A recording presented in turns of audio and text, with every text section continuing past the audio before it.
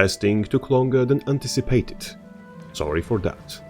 But I really wanted to make sure it is the build that is legitimately good and not just my proficiency in wacky bullshit that leads to positive results. Here's the rundown. 2 maces, staff, Valkyr amulet, relic of defender and rune of mesmer, sigils of purging and cleansing in staff, savagery and absorption in maces, arms 311, strength 333, spellbreaker 313.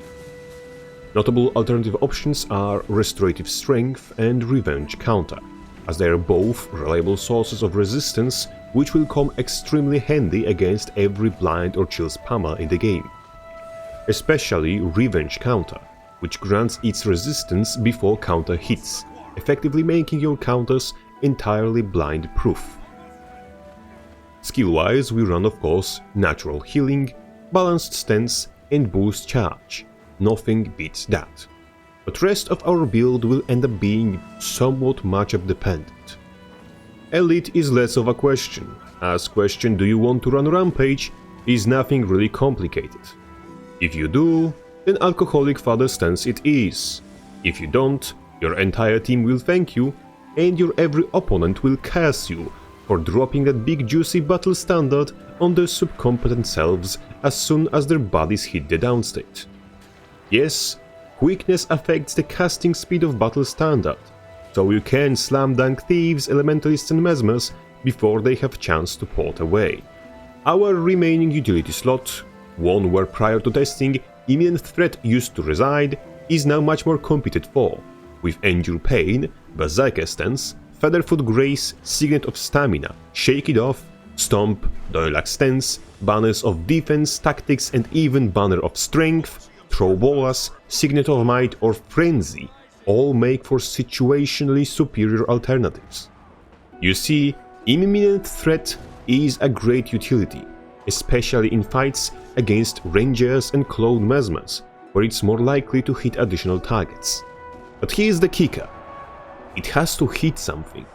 Sure, that can be said of all our CC, especially considering that maces have the reach of a small Guild Wars 2 YouTuber, but our damage output doesn't cost us a utility slot that could be spent to cover our weaknesses.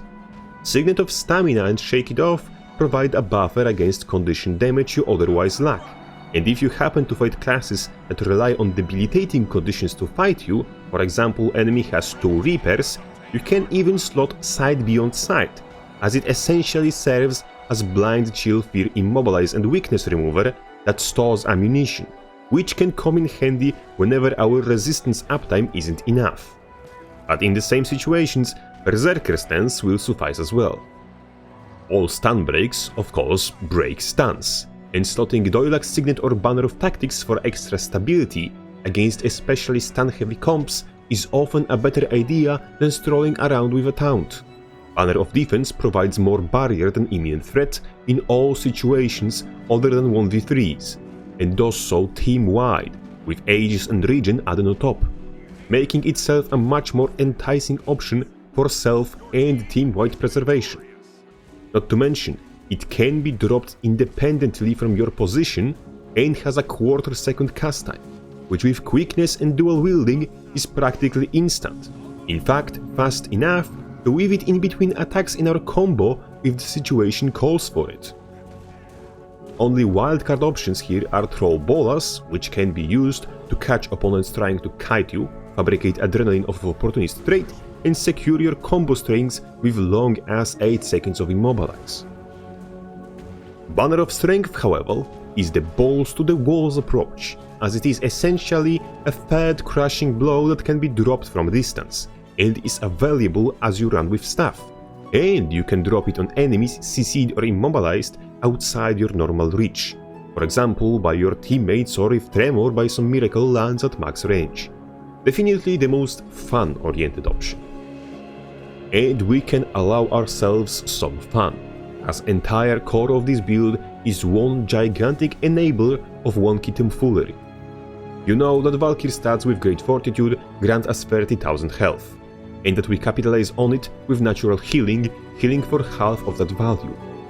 But you probably haven't yet realized that Relic of Defender is a percentile-based healing as well. It heals for 5% of our health with ICD of 1 second, and diminishing returns mechanic built in to prevent it running haywire on something like Guardian. Every time you block, your next heal will be lesser, going from 5% of your max HP to 4, 3, 2, and every heal after that will be just 1% unless you block nothing for 5 seconds, then it resets back to original value. For us, it's 1.5k heal on every counter blow, and additional healing in staff to top its value.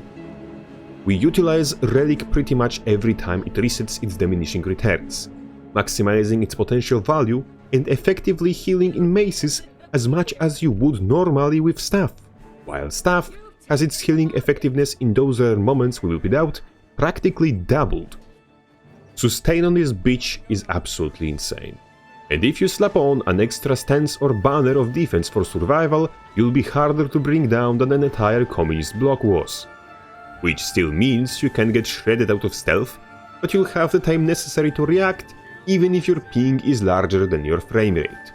Your thick health bar and massive healing give you the time necessary to actually play the bloody game as the warrior was intended to. You can kite around the enemies, you can bait out utility, you can wait out their stability and still have enough health to go for a combo after. Whereas on a different setup, you'd be in a health bracket of dying to a larger sneeze after simply existing in a line of sight from the most meta builds, and wouldn't be able to contest against them nearly to the same extent. This isn't meta build, this is a warrior build, but it's a warrior build that's as close to a meta build as we can get. You still suffer from the warrior being slow and easy to counter. You'll still have to have enemies CC'd on the floor in front of you to deal damage, and you'll still have to play around your opponents more than they have to play around you. However, you will be given the necessary time to wait out stability, to remove blinds and ages, to catch up with your foe and to combo them. It only depends on whether or not you manage to utilize the time that you were given to its fullest extent. Rune of Mesmer and Sigil of Savagery are here to help with that, extending respectively days and stun durations, which combined with no escape allow us to catch people off guard surprisingly consistently. There's just one issue that must be brought up to light. Our sources of adrenaline, other than just prolonged slapfest, are Opportunist, Loss Aversion, and Staff 2 and 5.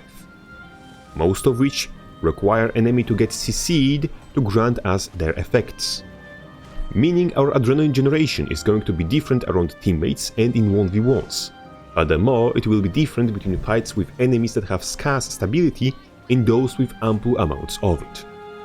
Staff will play more critical role in our fights against those opponents we cannot simply slap around with maces, as it provides mobility and defensiveness to buy time, generates adrenaline from those the same skills, and lets us wait out stability, and more importantly, provides an option to bypass block, potentially allowing us to CC through it, gaining adrenaline from Opportunist in the process.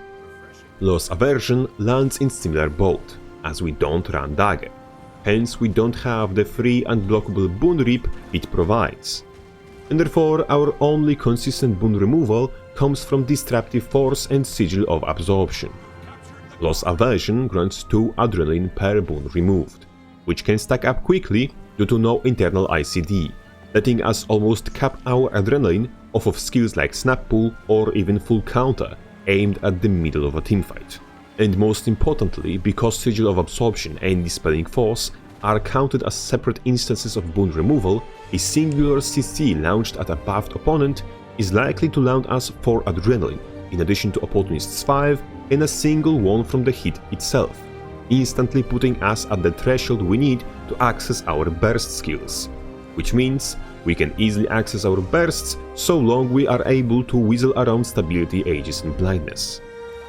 Furthermore, Counterblow provides 6 adrenaline if we are not attacked, so it is quite worth using it for adrenaline alone where we are already in combat but not yet being focused.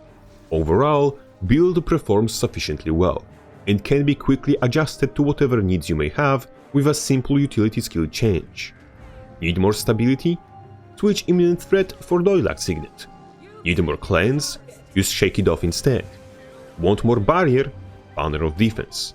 Fuck it, we ball? Banner of Strength. I never thought I'll find a build that can unironically run with a fucking Banner of Strength and still be strong enough to compete with the meta builds. But as they say, the nature, natural stupidity in this case, always finds a way. But before we wrap everything up, a big sign of gratitude towards all the generous supporters, continuously considering my dubious quality content worth their money. You're all truly welcome. Rapface out.